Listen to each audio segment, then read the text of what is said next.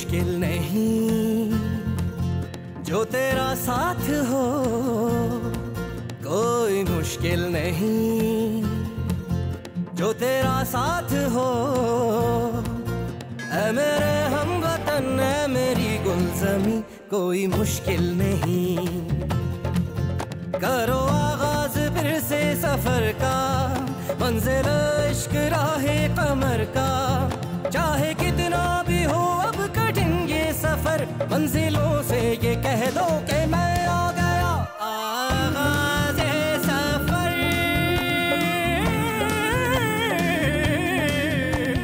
अस्सलाम वालेकुम। आगाज़ सफ़र पे मैं फ़ख्र आलम आप सबको खुश आमदीद किया।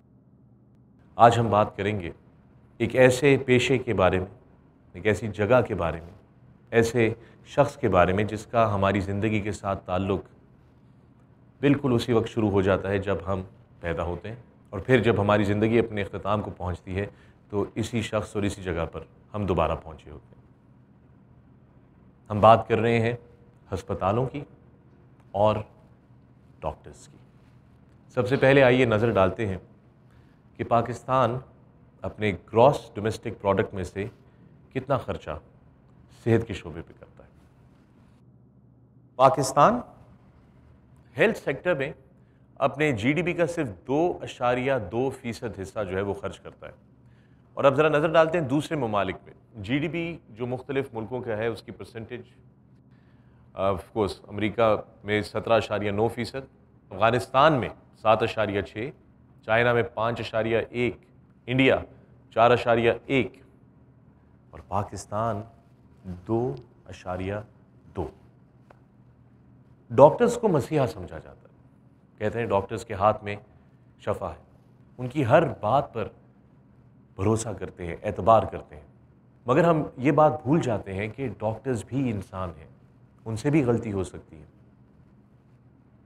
ख़ास तौर पे जिस मुल्क में 60 लाख लोग बुनियादी सेहत की सहूलियात से मुकम्मल तौर पे महरूम हों और जहाँ पर हर 1800 लोगों के लिए सिर्फ एक डॉक्टर मौजूद हो, तो वहाँ पर गलती की गुंजाइश और भी ज़्यादा हो जाती है।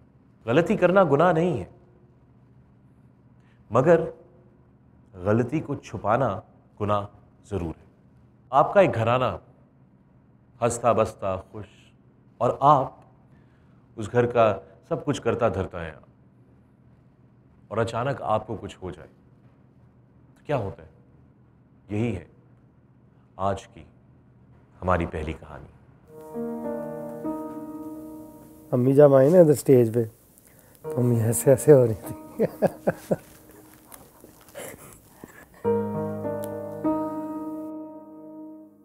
अम्मी आप खुद ही तैयार हुई थी?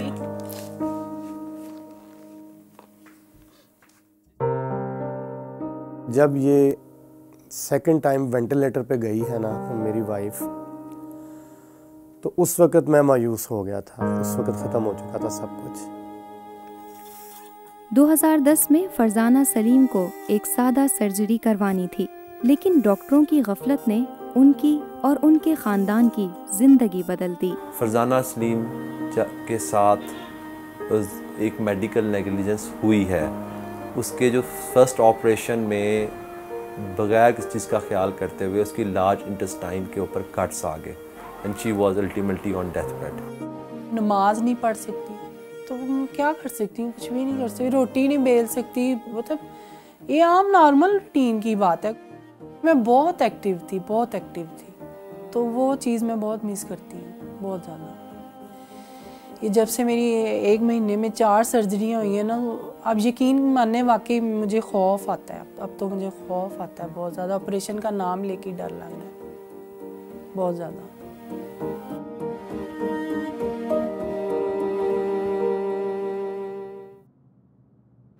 दोस्तों, इस वक्त हमारे साथ स्टूडियो में मौजूद फरजाना सलीम साहिबा और उनकी साहबजादी आयशा। फरजाना साहिबा, सबसे पहले तो मैं ये चाहूँगा कि आप ज़रा ख़ुद हमें बयान करके बताइए कि आपके साथ क्या बीती और ये सब कुछ कैसे हुआ। ऐसे था कि मेरी लेफ़्ट साइड पे मुझे पेन थी, तो मैं गुजरात लेडी डॉक्टर थी हमारी फैमिली की, उनको चेकअप करवाया तो उन्होंने कहा कि आपकी सिस्ट बन गई है तो वो रिमूव करवानी पड़ेगी, माइनर सी सर्जरी है, उन्होंने यही कहा। 2 दिन मैं रही हूँ और तीसरे दिन उन्होंने मुझे डिस्चार्ज कर दिया कि ठीक है आप। तो चौथे दिन रात को तकरीबन 11-12 का टाइम था। मुझे उस वक्त इतनी सवियर पेन थी मेरे सारे पेट। फ़ौरन मेरे हस्बैंड मुझे उधर लोकल जो हॉस्पिटल था वहाँ ले गए इमरजेंसी में। उन्होंने जब मुझे चेक किया देखा तो वो कहने लगे ये हमारा काम नहीं है, जहाँ से आपने सर्जरी करवाई है ना आप उधर इनको फौरी ले जाएं। वहाँ पहुँचे, फिर डॉक्टर साहिबा आई जिन्होंने ऑपरेशन किया। वो कहने लगी कि हमें को पानी लग रहा है थोड़ा सा गंदा, पेट में इकट्ठा हुआ है। तब उन्होंने मेरी ओपन सर्जरी की। अब वो सर्जन और एक और थे उनके साथ एनेस्थीसिया के, वो आपस में कन्वर्सेशन कर रहे हैं, मुद्दा केस साडा खराब हो गया ते मुद्दा साढ़े ते आ जाएगा, इन्होंने इतों कड्ढन दी करो। आप सुन रही थी? जी मैं सुन रही थी। बाहर जाके कहते हैं जी ऑपरेशन बिल्कुल ठीक हो गया है। तो ऐसे है कि हमारे पास आईसीयू की फैसिलिटी नहीं है, तो आप इसको ऐसे करें किसी और हॉस्पिटल में ले जाएं।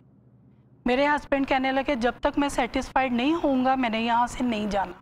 तब मेरे हस्बैंड को वो लेडी डॉक्टर ने बुला के कहा कि ये ऑपरेशन हुआ है, इसके साथ ऐसे इंटेस्टाइन जा रही है, यहाँ से हमसे रप्चर हो गया था, तो इसके लिए हमें 3rd सर्जरी फिर करनी पड़ेगी।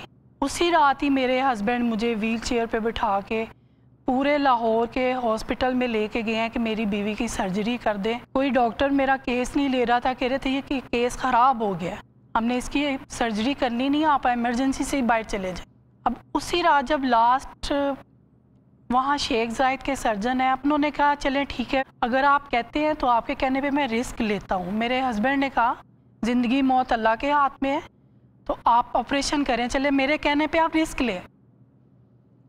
आगाज़ सफ़र में हमारा सफ़र जारी है, मगर लेंगे एक छोटा सा वक्फा। वक्फे से वापसी पे खुशामदीद। बात आगे बढ़ाते हैं।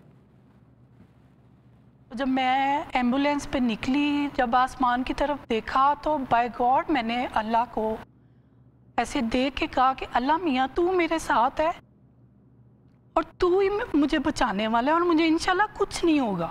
फिर खैर ऐसे तैसे करके मेरी सर्जरी हो गई। सर्जरी करके उन्होंने मेरा जो ओपन रखा कि इंटेस्टाइन को हम डेली साफ़ करेंगे। खैर ये 22 को मेरी बर्थडे होती है, तो 22 को मैं वेंटिलेटर पे चली गई। 3 महीने में वहाँ आईसीयू में रही हूँ।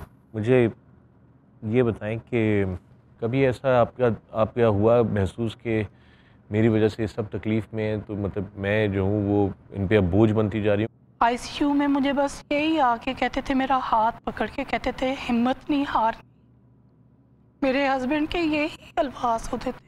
मैं शो इसलिए नहीं कराती थी, मैं तकलीफ़ में हूँ कि ये क्या, मैं क्या इनको कहूँ।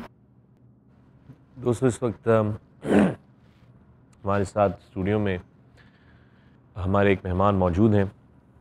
आप एक्सपर्ट हैं मेडिसिन में और बायो एथिक्स में, और आपका हम शुक्रिया अदा करते हैं डॉक्टर आमिर जाफरी साहब।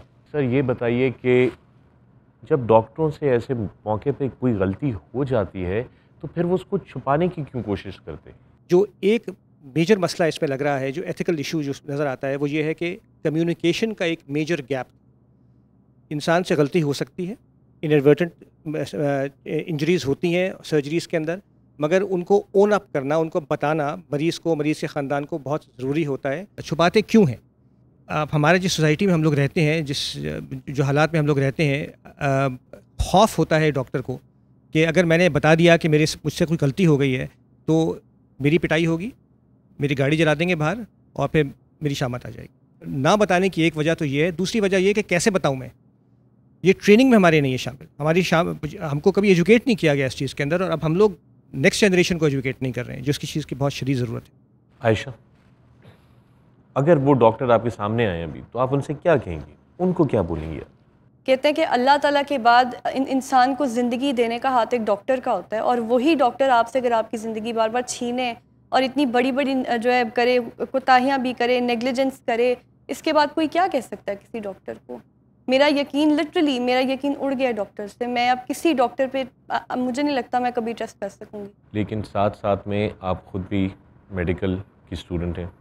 मैं मेडिकल की स्टूडेंट इसीलिए बनी हूँ कि मैं लोगों को बताऊँ कि तुम लोगों से अच्छी डॉक्टर मैं बन सकती हूँ। मैं उस तरह लोगों को डील नहीं करूँगी जिस तरह तुम लोगों ने लोगों को डील किया है। तो लेकिन एक चीज़ ये भी देखें ना कि जब ये सब कुछ कॉम्प्लिकेट हो गया सारा केस, तो जिसने आपकी वालदा को फिर प्रॉपर तरीके से डायग्नोज किया, इनकी सर्जरी की, इनको दोबारा बेहतरी की तरफ लेकर आए, वो भी एक डॉक्टर थे। बिल्कुल, बहुत मैं उनको देख के बहुत ज़्यादा हुई थी कि मैंने भी डॉक्टर बनना है, बिल्कुल इनकी तरह मैंने डॉक्टर बनना है। कभी मुझे उनको देख के यूँ नहीं लगा कि यार डॉक्टर ऐसे भी होते हैं। सर्जन मेरे मिलते थे आके, जब आखिरी होप उनको मिली कि मैं थोड़ी बेहतर हो रही हूँ, प्यार करना आके, तू बच गई है, तू बच गई है, मतलब ऐसे उन्होंने मुझे डील किया कि जैसे ना एक न्यूबॉर्न बच्चा होता है, और वो जैसे आप समझते होंगे कि एक न्यूबॉर्न बच्चा जब पेरेंट्स के हाथ में आता है तो क्या वो फीलिंग होती है, तो डॉक्टर्स की वो फीलिंग थी। अच्छा फरजाना साहब, ये बताइए कि आपने कोई कानूनी रद्द-ए-अमल का फ़ैसला किया, कोई कानून के दरवाजे पे दस्तक दी अपने इस सिलसिले में? जी, छोड़ना नहीं है मैंने उनको। नाराज़ हैं आप? यहाँ ना पूरी पढ़ सकी तो इंशाल्लाह क़यामत वाले दिन तो मैं गले से पकड़ूंगी इनको। 15 साल समझे मुझे पीछे डाल दिए, मैं नहीं बख्शूंगी। फरजाना सलीम साहिबा, हम आपकी सेहत के लिए दुआ करेंगे, और ये कि आपकी बेटी जो है वो एक ज़बरदस्त डॉक्टर बने और ये एक मिसाल बने दूसरे डॉक्टर्स के लिए। आप दोनों का बहुत बहुत शुक्रिया। Thank you very much. Thank you. नज़र डालते हैं कि पाकिस्तान में मेडिकल मैल प्रैक्टिस के कितने केसेस कोर्ट्स तक पहुंचते हैं और इनको क्या क्या मसाइल दरपेश होते हैं। ये कुछ फैक्ट्स हमारे पास यहाँ पर मौजूद हैं। 6 लाख से ऊपर का क्लेम जो है उसके लिए आपको 15,000 की फ़ीस जमा करानी पड़ती है। 2003 में 52 में से 34 केसेस ऐसे थे जो कि डिसिप्लिनरी कमेटी के सामने पहुंचने से पहले ही ड्रॉप हो गए। ब्रेक के बाद हम आपको दिखाएंगे एक बहुत ही ज़बरदस्त love story. Welcome back from the break. Break पे जाने से पहले मैंने आपको एक लव स्टोरी के बारे में बताया। ये लव स्टोरी है आसिफ और इरम की। आसिफ और इरम एक दूसरे से मोहब्बत करते थे, एक दूसरे को चाहते थे। इस लव स्टोरी में ना तो कोई समाज की दीवार है और ना ही कोई विलन।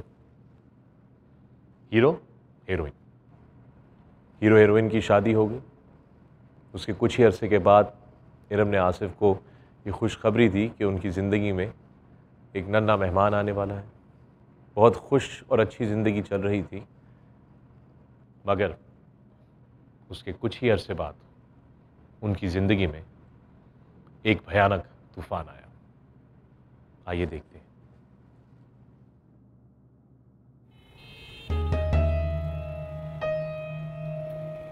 मोहम्मद आसिफ मुल्तान के एक सरकारी अस्पताल में मामूली ऑपरेशन के लिए दाखिल हुए थे। जब ऑपरेशन को आधे घंटे के बजाय 3 घंटे लग गए, आसिफ के भाई हसनैन परेशान हो गए। अस्पताल स्टाफ से पूछने पे मालूम हुआ कि आसिफ की हालत नाजुक थी। कुछ दिन बाद आसिफ घर आए तो वो जिंदा तो थे मगर नहीं भी। वो ना बात कर सकते थे और ना चल सकते थे। ऑपरेशन के दौरान जो है एनेस्थेटिस्ट ने इसको जनरल एनेस्थीसिया दिया था। इमरजेंसी की जो वेंटिलेटर मशीन थी उसका हार्ट पंप ख़राब था और वो डॉक्टर जो है वो उसे एक मोबाइल कॉल मौसूल हुई जिस पर वो किसी प्राइवेट हॉस्पिटल में चला गया। मैंने कहा डॉक्टर साहब क्यों किया आपने ऐसा हमारे साथ? तो कहते हैं यार हो जाता है, सिंपल उसका एक वर्ड हो जाता है कि इतना सब कुछ होने के बावजूद भी गलती साबित हो गई कोर्ट की तरफ से भी, सारा कुछ होने के बावजूद भी 2 लफ्ज माजरत के बोल देना या 2 लफ्ज हमदर्दी के बोल देना क्या जाता है किसी का? हमारा भाई वापस तो नहीं आ सकता ना। कोमा में जाने से सिर्फ 2.5 साल पहले आसिफ और इरम की शादी हुई थी और इस हादसे के 3 माह बाद उनकी बेटी सुकैना पैदा हुई।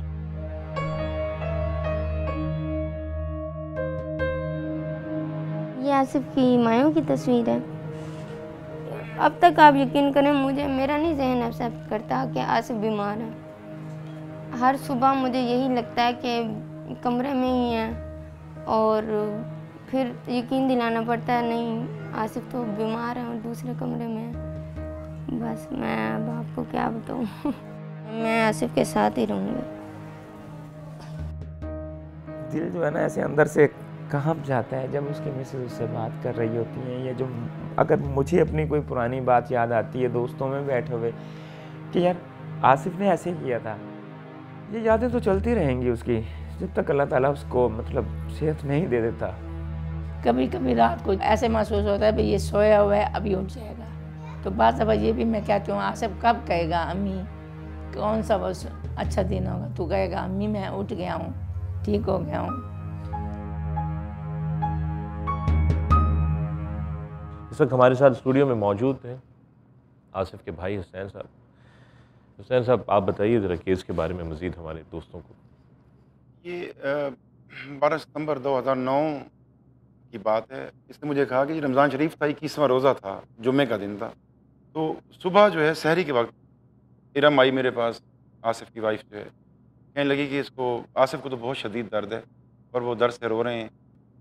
तो मैं उसको इमरजेंसी ले गया। खैर इसका अल्ट्रासाउंड हुआ, एक्सरे कंफर्म हो गया। उन्होंने कहा कि जी इसको फौरी ऑपरेट होगा। 11 बजे इसको वो थिएटर में ले गए और जब तकरीबन 1:45 के करीब टाइम हुआ ना तो मुझे परेशानी हो गई। मैंने कहा यार ये तो आधे घंटे का ऑपरेट है।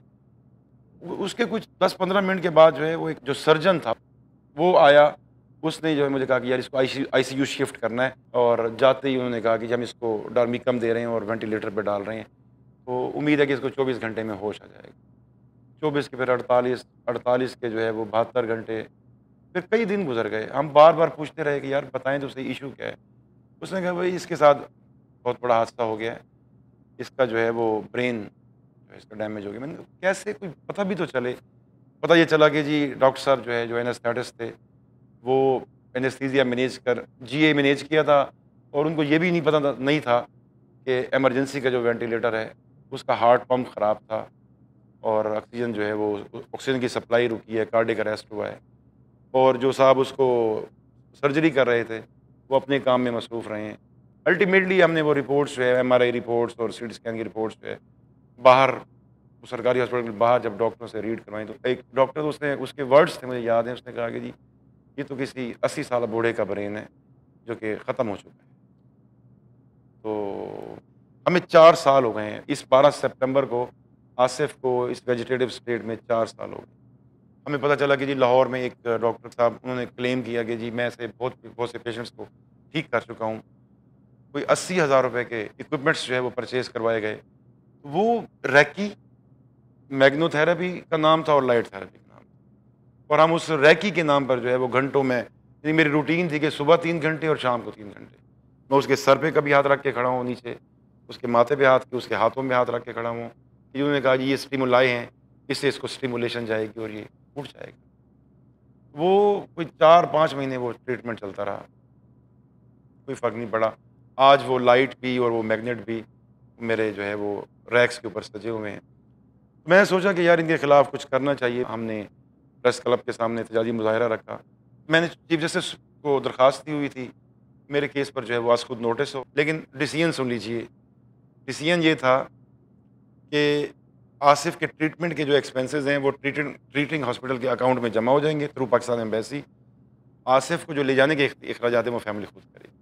आज जब आप आसिफ की बेटी की तरफ देखते हैं, क्या एहसासात आपके अंदर उजागर, क्या महसूस करते हैं आप उसको देख के? चूँकि आसिफ इस स्टेट में आ चुके थे अपनी बेटी की पैदाइश से पहले, करेक्ट?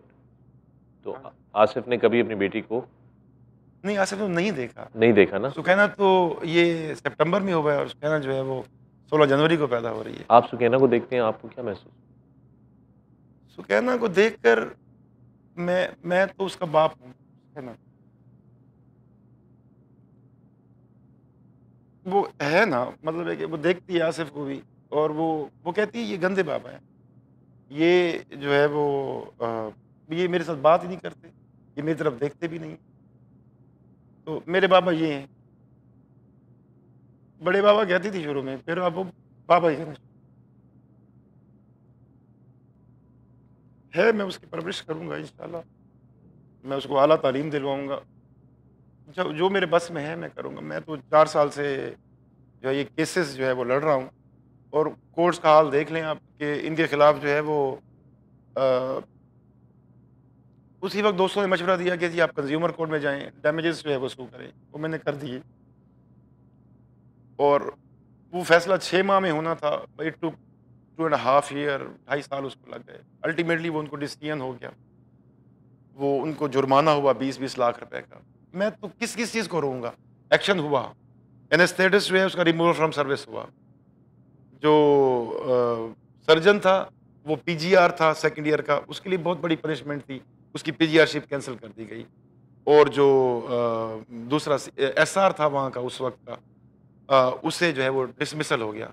लेकिन कितनी अजीब बात है कि जी जो सर्जन था वो आजकल बहावलपुर के सरकारी हॉस्पिटल में दोबारा बतौर एसआर काम कर रहा है। ये जराइम, ये मुल्क, ये क्रिमिनल्स का मुल्क है। पीएमडीसी में 4 साल से एक हियरिंग नहीं आई। मतलब है कि मीन्स कि आपने उनको लाइसेंस टू किल दे दिया है कि जाएं जी मारें, जितने मर्जी मारें आप। लाइसेंस टू किल, आपने सुनी बात हसनैन साहब, मैं खुद बहुत इमोशनल हो गया उस मौके पे। आप यहाँ पे आए हमारे साथ, आपका बहुत बहुत शुक्रिया बस, really appreciate, thank you very much. Asif की कहानी में एक तरफ उनका भाई है जो कि सिर्फ 2 लफ्ज़ सुनना चाहता था डॉक्टर से कि मुझसे गलती हुई, आई एम सॉरी। उसके बजाय उसको डॉक्टर साहब ने कहा कि हो जाता है। दूसरी तरफ एक गफलत करने वाला डॉक्टर, अदालतें, सरकार और यकीनन एक फेल्ड सिस्टम।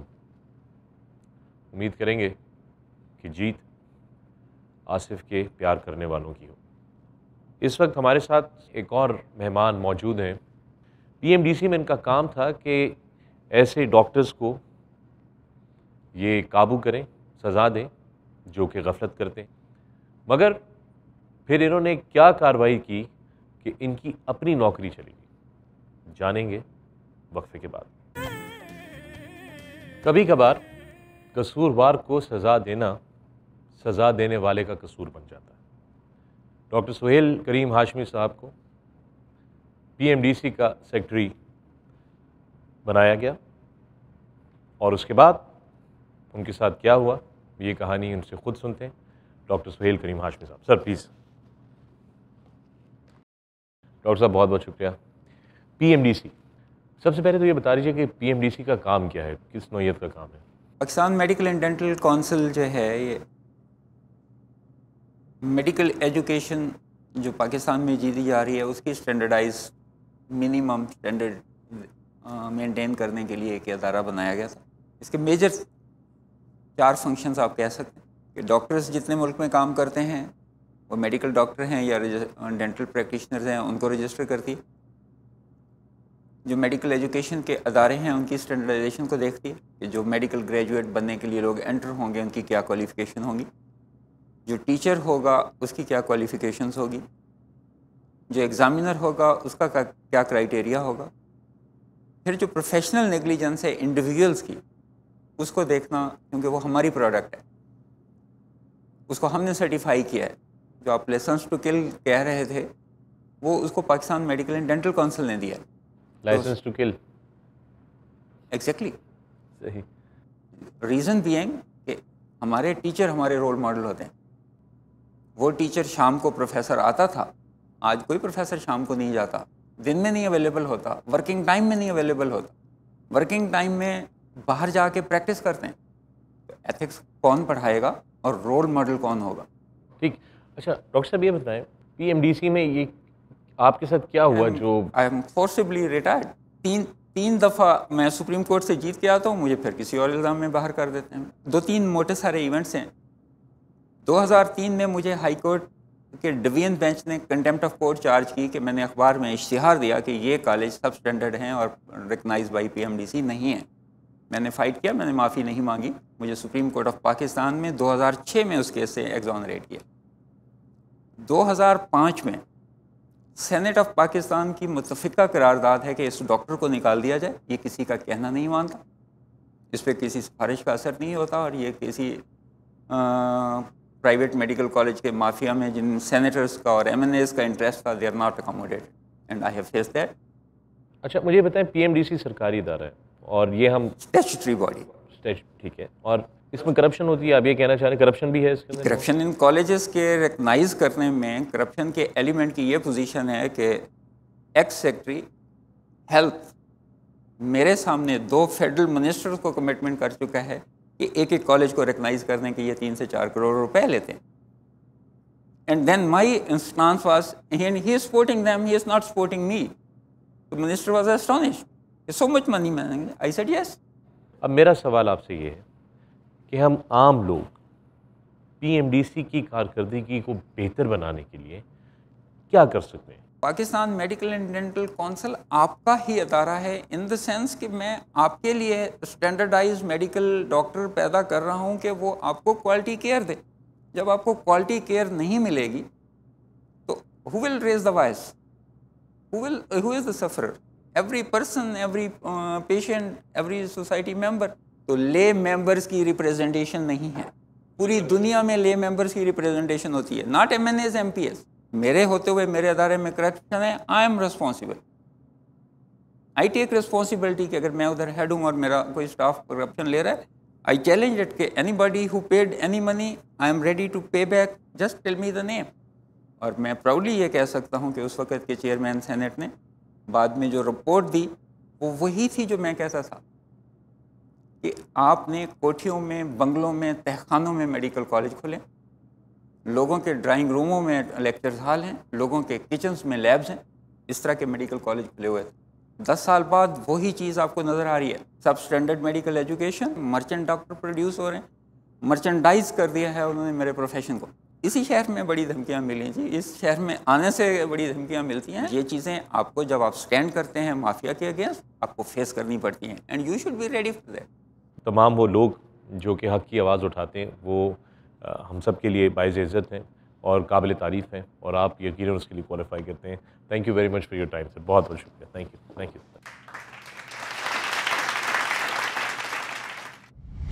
बचपन खेलने कूदने के दिन होते हैं, हंसने मुस्कुराने के दिन होते हैं, शरारतें करने के दिन होते हैं। माएँ अपने बच्चों को जब खेलता कूदता देखती हैं तो बहुत खुश होती हैं, मगर एक माँ है जो जब अपने बेटे को खेलता कूदता देखती है तो बहुत सहम जाती है। आइए देखते हैं क्यों।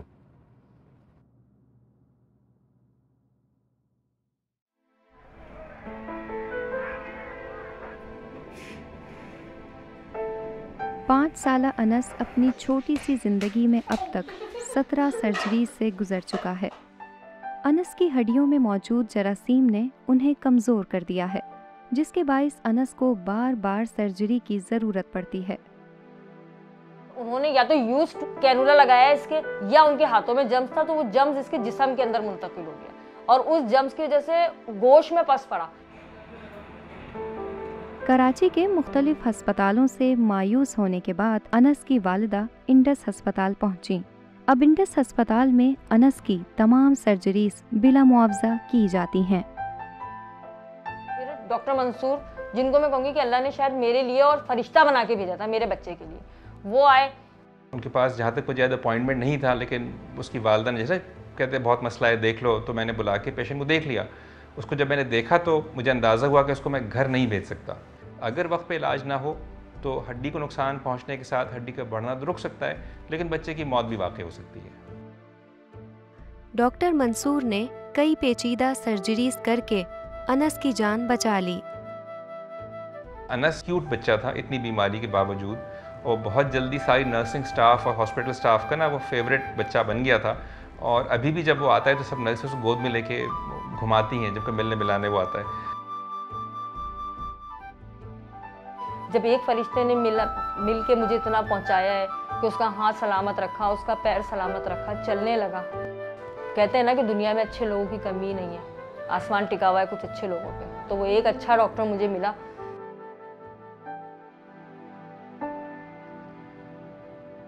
ज़रा सी गफलत और नतीजा ये कि एक ज़िंदगी मुसलसल मुश्किल का सामना कर रही है।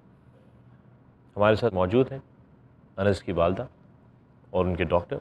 ये बताइए कैसे समझाती हैं आप उसको कि बेटा आप खेल नहीं सकते? उसको नहीं समझ आती, वो ये कहता है कि मैं आम बच्चों की तरह खेलूं, मैं आम बच्चों की तरह खेलना चाहता हूँ। मगर ये हमें पता है ना कि अगर वो गिरा तो खुदा ना खास्ता फिर कहीं एब्सिस हो जाए, फिर कहीं से उसके, आप यकीन करेंगे 4.5 साल 5 साल का अरसा हो गया है उसको कटते हुए जुड़ते हुए, कटते हुए जुड़ते हुए, कि मैं मतलब बता नहीं सकती कि मैं किस तरह से बयान करूँ आपको कि वो हंसता है तब भी मुझे दुख होता है, वो रोता है तो दुख की बात ही है कि मैं अपने बच्चे को हंसता हुआ देख के भी दुख में मुब्तला हो जाती हूँ कि उसका बचपन तो समझे ख़त्म ही हो गया एक तरह से। 4 माह का अरसा मैंने हॉस्पिटल में गुजारा, तो पीछे मेरे 2 बच्चे जो छोटे थे वो कौन भेजेगा उनको स्कूल, कौन खाना देगा? वो नन्हे नन्हे बच्चे खुद काम करते हैं, घर के झाड़ू पोछा बर्तन, ये काम उनके ज़िम्मे के तो नहीं है ना। बस उनकी एक यही दुआ होती है कि सब कुछ हो जाएगा, बस आप दुआ करें कि अल्लाह मियाँ हमारा भाई अच्छा हो जाए। भाई अच्छा हो जाए। डॉक्टर मंसूर, आपको यूँ नहीं लगता कि अनस के मामले में बुनियादी तौर पे किसी डॉक्टर की गफलत सिर्फ शामिल नहीं, बल्कि सिस्टम का फेलियर जो है हमारे यहाँ, जो सेहत का, मेडिकल का, हेल्थ का जो सिस्टम है, ये उसका फेलियर है जिसका नतीजा है? थ्रू आउट द प्रोग्राम बात होती रही ना कि सिस्टम फेलियर एक तरह से चल रहा है। अनस का जो प्रॉब्लम था, वो जो जरासीम अंदर से आइसोलेट हुआ, जनरली स्पीकिंग बाहर माहौल से नहीं आता, अस्पताल ही के अंदर से, अस्पताल के अंदर से। इसका जो इलाज पहले जिस जगह पे हुआ था, खदशा ये है कि वहाँ पे ये जरासीम इसको मिला और वो इतनी तेज़ी से बढ़ गया था कि जब उसका ब्लड कल्चर लिया तो उसमें एक्चुअली MRSA ग्रो कर रहा था, तो उसके जिस्म के मुख्तलिफ हिस्सों में जरासीम बस गया था और कभी इधर हो गया कभी इधर हो गया। हम घर भेजते, 2 महीने के बाद फिर आया हुआ था, फिर 10 दाना निकल रहा है, वहाँ से पीप आना शुरू हो गया, फिर कहीं से हो गया। तो बहुत से ऑपरेशन हुए, बहुत में ये था कि 1-2 बड़े होते थे, 2-3 सिर्फ पट्टियाँ, एक चेंज ऑफ ड्रेसिंग होती थी। लेकिन 1 साल के बच्चे की अब पट्टी बदल के देख लें बगैर एनेस्थीसिया के तो हो ही नहीं सकती। तो वो फैमिली के लिए तो एक तरह से फुल ऑपरेशन ही हुआ, क्योंकि कंसेंट होती थी, ऑपरेशन थिएटर जाने के कपड़े होते थे, ऑपरेशन थिएटर बच्चा जाता था, बेहोशी मिलती थी। हमारा काम चाहे 10 मिनट का हो ड्रेसिंग चेंज, लेकिन वो एक ऑपरेशन की तरह ही गिना जाता है। हमारे पास सपोर्ट हमारे इन्फेक्शियस डिजीज़ डिपार्टमेंट की बहुत थी, हमारे डिपार्टमेंट पीडियाट्रिक्स की तरफ से थी। तो मैं कहूँ कि सिर्फ मैंने इलाज किया वो बिल्कुल गलत है। इतने छोटे बच्चे में इतनी सीरियस बीमारी के साथ तो आपको multi speciality sort of support चाहिए होती है। अच्छा डॉक्टर साहब, ये बताएं कि अनस का मुस्तकबिल क्या है? What is his future? हड्डी में इन्फेक्शन मुसीबत ही होती, कभी कभी 20 साल के बाद भी वापस आ सकता है, और ये शुरू में ही इनको मैंने बताया था कि ये रिस्क होती है। अच्छा डॉक्टर जाफर साहब, एक दफ़ा फिर आपको जहमत दूंगा, आपने बार बार सुना सिस्टम की फेलियर की बात हो रही है। मुझे ये बताइए कि क्या कानून में कोई कमी है जिस वजह से ये फेलियर चेक नहीं हो पा रहे, या एक्शन नहीं लिया जा रहा ऐसे इदारों के ख़िलाफ़, अस्पतालों के ख़िलाफ़, डॉक्टरों के ख़िलाफ़? एम्फेसिस कानून तक पहुंचने का नहीं है कि हमेशा सुप्रीम कोर्ट से ही हमारे पास सो मोटो एक्शन लेके कोई चीज़ हो। एम्फेसिस पे होना चाहिए कि ये चीज़ें ना हो। हमारे यहाँ ऑडियंस के अंदर बहुत सारे मेडिकल स्टूडेंट्स बैठे हुए हैं, इनमें से सब ने एनाटमी फिजियोलॉजी पढ़ी है, मेडिसिन पढ़ी है, सब चीज़ें पढ़ रहे हैं। बायोमेडिकल एथिक्स कोई नहीं पढ़ रहा होगा। दुनिया भर के अंदर इस पर बहुत ज़्यादा एम्फेसिस हो रहा है। पाकिस्तान में सिर्फ एक centre of biomedical ethics and culture है जो SIUT के अंदर सिर्फ एक है, जहाँ के पाकिस्तानी पैसे से पाकिस्तानियों को पढ़ाया जाता है और टीचर्स को ट्रेन किया जाता है ताकि इनको जाके पढ़ाएं, स्टूडेंट्स को जाके पढ़ाएं। बाकी किसी मेडिकल कॉलेज में किसी यूनिवर्सिटी ने अपने पैसे देके कोई डिपार्टमेंट नहीं बनाया एथिक्स का, क्योंकि कोई एम्फेसिस नहीं है। ये एक मरतबा हो तो आज के जो हम मसाइल देख रहे हैं वो कल नहीं देखेंगे, वरना कल का डॉक्टर आज के डॉक्टर से बेहतर इसी तरह से हो सकता है कि वो उसकी ट्रेनिंग बेहतर हो। उसके बाद कवानीन बहुत से मौजूद हैं, मगर कानून तक पहुंचना नहीं चाहिए। We do not want to be a litigation driven society, जिसके अंदर अगर ऊपर से डंडा होगा तब हम सही काम करेंगे। अंदर से ये चीज़ आनी चाहिए, वो चीज़ लाग। Very well said, I think that's very well said. बहुत सही बात आपने डॉक्टर साहब की। मेरे यहाँ पर बहुत से मेहमान जो बैठे हुए हैं, इसमें से बहुत से यंग डॉक्टर्स हैं। आप लोग हमारी उम्मीद की किरण हैं। ये बातें आप सुन रहे हैं। अगर हम हकायक को, सच को गंद समझ के कालीन के नीचे डाल देंगे और छुपा देंगे उसको, ये हमारे मसले का हल हरगिज़ नहीं है। मेरा इस वक्त आज का सबसे VIP मेहमान, आप भी हमारा मुस्तकबिल हैं और ये भी हमारा मुस्तकबिल है। आप सबकी बहुत सारी तालियों में अनस को वेलकम करते हैं। अनस,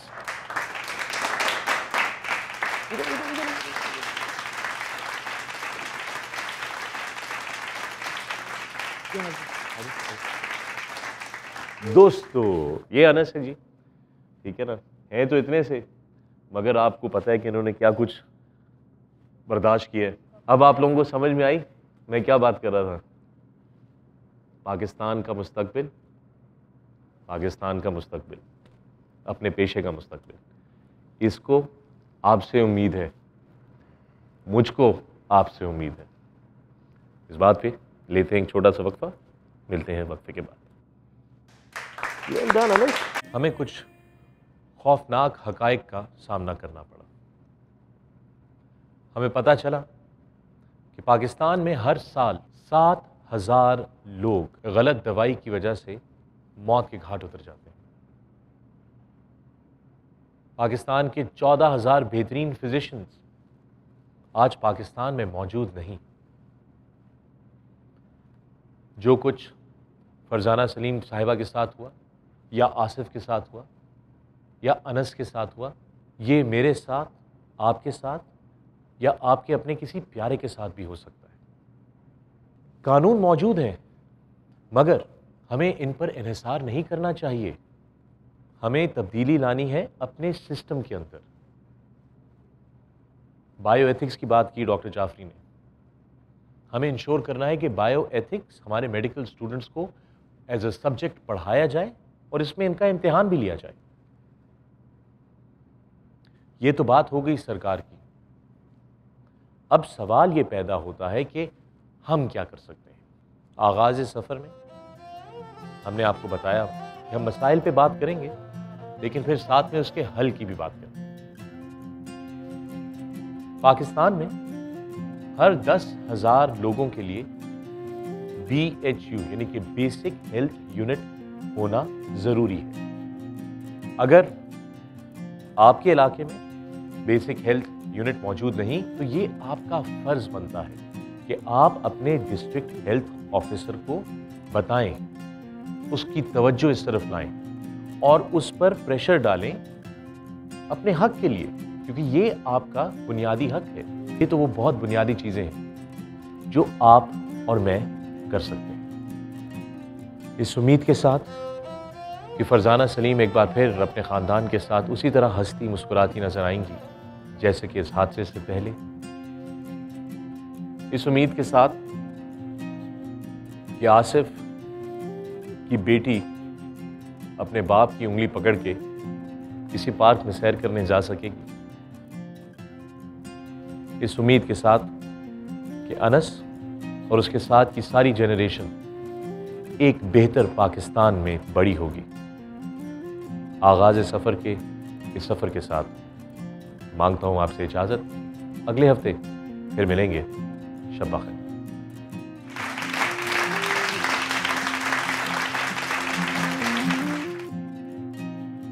वज़ीर आज़म पाकिस्तान पर जोर डालिए कि वो PMDC ऑर्डिनेंस 1962 में तरमीम करवाएं ताकि Pakistan medical and dental council में शहरियों के नुमाइंदे भी शमूलियत इख्तियार कर सकें।